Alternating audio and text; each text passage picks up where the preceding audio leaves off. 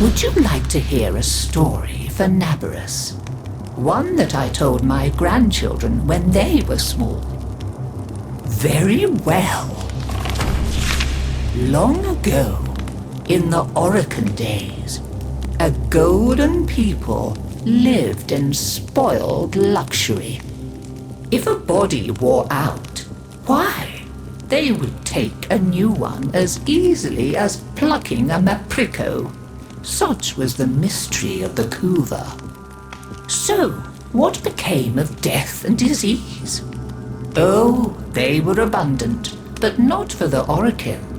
They were above petty death. Such was their contempt that they decreed a special day on which to make fun of it. On Nabarus, the night of memory, the Shining People laughed at death. They dressed in costumes that recalled the old days of mortality. Skulls grinned, hallways guttered with demon lights.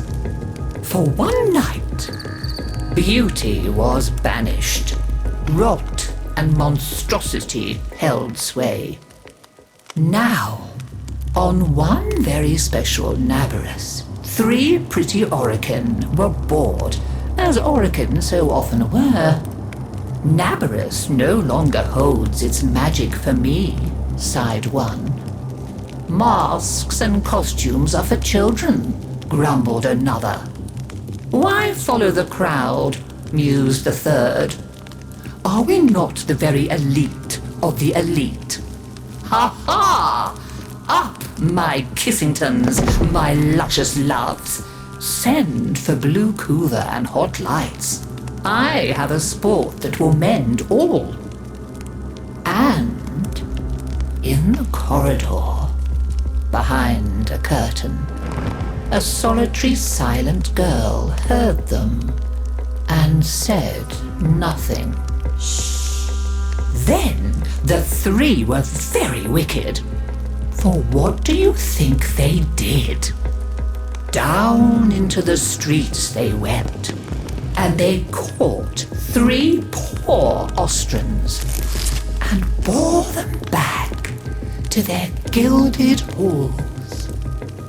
One they peeled like a fruit and decked out with glassy splinters, and his naked jaws went chitter-chatter-snap.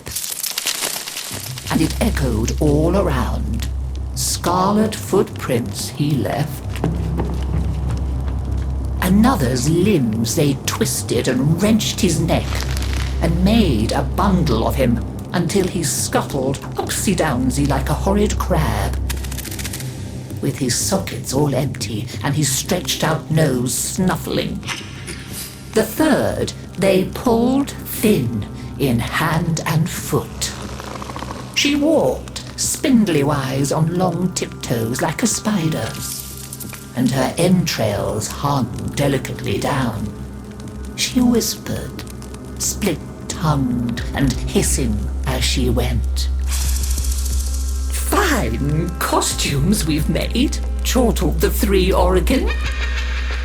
Let us now try them on and visit our friends. What shrieking there will be! Oh, our names will live forever in the court for such a prank as this. Now, the silent girl brought them their blue Kuva, so they could take on these twisted bodies for only a short time before returning to their own. They drank and slept and woke in their 3 horrid forms. Off they went down the stairs, out the door, into the city, into the night of banners and masks and wild hilarity. Chitter-chatter-snap, scuttle-buttle, whispery-hispery. As you can imagine, there were many screams and laughs. Such cleverness, such wit. But in a high room of the tower, the silent girl looked at the faces of the 3 sleeping Orokin. She went and opened a little ivory door that she was not supposed to know about, and drew forth a flask that she would have been glassed for even looking at. A flask of crimson Kuva, the scarlet seal upon continuity, permanent.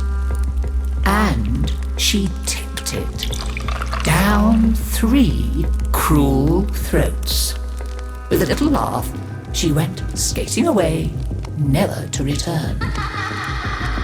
There were many screams that Nabarus night, but when the sun came up, none screamed so loud as the 3 who found that they were trapped in the hideous bodies they themselves had fashioned forever and ever.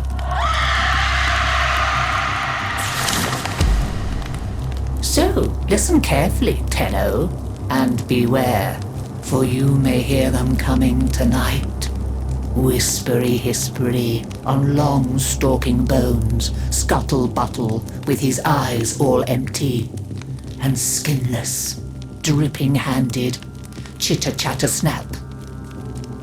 Happy Nabarus!